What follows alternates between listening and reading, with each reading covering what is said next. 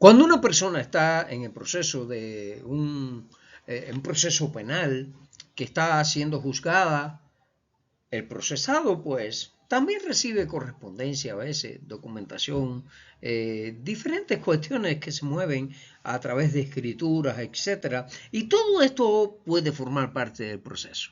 Hoy vamos a ver cómo se trata la correspondencia particular del procesado, porque esa correspondencia puede en algún momento formar parte de las pruebas también. Es decir, también el dinero en el banco, la forma en que hace sus cosas, cómo está con respecto al SAT, los problemas de inmobiliaria, si el caso tiene que ver pues con alguna casa, oficina, etcétera. Todas esas cuestiones, pues ustedes saben que se mueve correspondencia.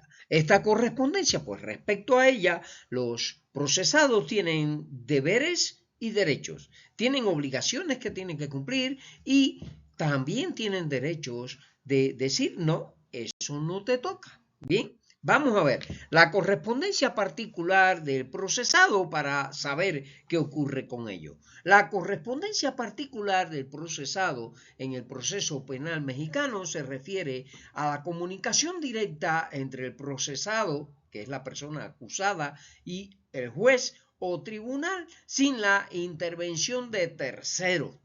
¿Ya ven? También acá, ya dentro del proceso, cuando hay una documentación que se mueve entre el juez y el acusado, esta comunicación puede incluir la presentación de pruebas, solicitudes de medidas cautelares y otros aspectos relevantes del proceso penal. Ya veremos.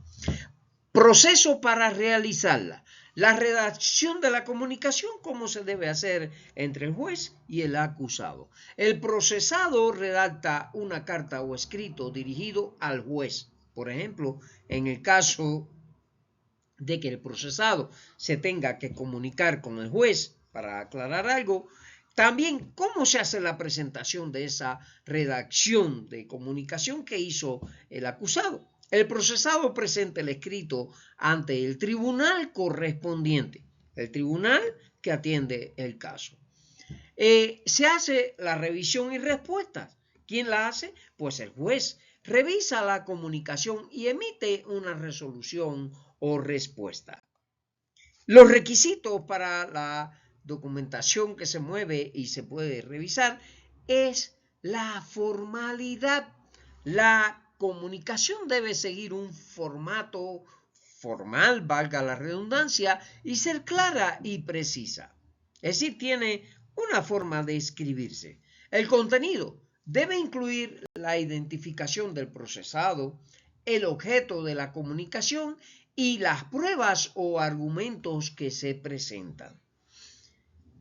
Debe estar firmado. El procesado debe firmar el escrito para que sea válido. Durante las etapas de investigación e intermedia del proceso penal mexicano, la correspondencia particular del procesado sigue siendo un derecho protegido, aunque con ciertas restricciones y controles para garantizar la seguridad y el orden del proceso. Fíjense, la etapa de investigación. ¿Qué ocurre con esta documentación en la etapa de investigación? En esta fase, que abarca desde la denuncia hasta la formulación de la imputación, el procesado puede recibir y enviar correspondencia. Sin embargo, las autoridades pueden revisar esta correspondencia para asegurarse de que no contenga información que pueda interferir con la investigación. En la etapa intermedia del juicio, esta etapa sabemos que comienza con la formulación de la acusación y concluye con el auto de apertura a juicio, que es la tercera etapa. Durante este periodo, la correspondencia del procesado sigue siendo monitoreada. Las autoridades penitenciarias revisan las comunicaciones para prevenir cualquier intento de manipulación de pruebas o comunicación con cómplices. El procedimiento de revisión. ¿Cómo se hace la revisión? veamos cómo es posible, de qué forma está organizado que se haga una revisión de una documentación o una correspondencia. Primero, se hace la recepción y registro. Toda la correspondencia es recibida y registrada por el área responsable del centro penitenciario, en el caso de que esté recluido, ¿no? La revisión. Las autoridades revisan el contenido para detectar cualquier elemento prohibido o información que pueda comprometer la seguridad. La entrega. Una vez revisada la correspondencia, es entregada al procesado. Si se encuentra algo sospechoso, puede ser retenida y se notifica al procesado y al juez de vigilancia. Este control busca equilibrar el derecho a la privacidad del procesado con la necesidad de mantener la integridad del proceso penal. Se mantiene la privacidad, pero hasta cierto punto. Ya ves que cuando se considera que hay una sospecha de que puede haber algo que no es conveniente al proceso, entonces se revisa, pero con esos procedimientos, alertando incluso a las personas afectadas. ¿Qué se considera información prohibida en la correspondencia? Sí, porque tenemos que conocer qué cosas son las que están prohibidas en este tipo de correspondencia en una persona que está siendo procesada. En el contexto del derecho procesal penal, la correspondencia particular del procesado se refiere a las comunicaciones privadas del acusado, que pueden ser utilizadas como prueba en un juicio. La información prohibida en esta correspondencia generalmente incluye lo siguiente: las confesiones involuntarias, declaraciones obtenidas bajo coacción o sin el debido proceso. Está prohibido. Los privilegios legales, las comunicaciones protegidas por el privilegio abogado-cliente. También la información irrelevante, datos que no tienen relación directa con el caso en cuestión. ¿Cómo se notifica al procesado si su correspondencia es retenida? Perdón.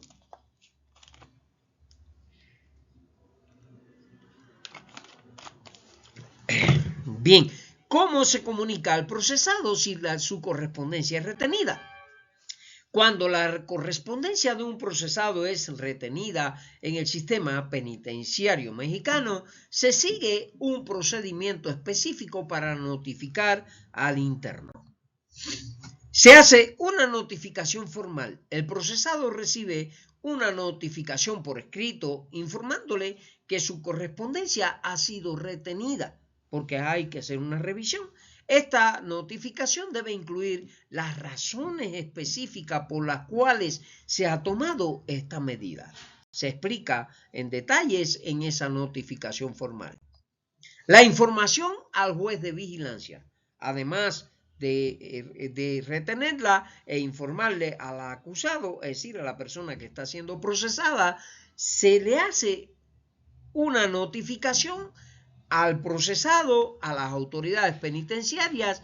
También tienen que informarle al juez de vigilancia penitenciaria sobre la retención de la correspondencia.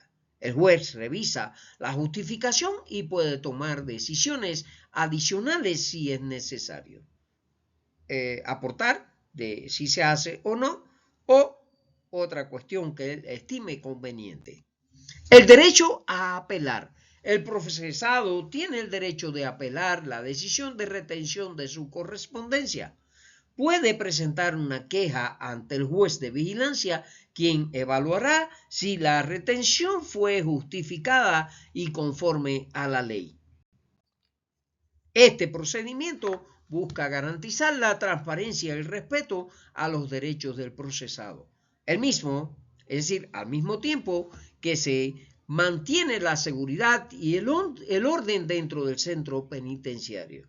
Fíjense cómo se respeta la correspondencia, pero hasta cierto punto. Hasta aquí este tema. Nos vemos en un próximo tema y ahí les dejo unos videos para ilustrar esta parte que hemos visto. Hasta pronto.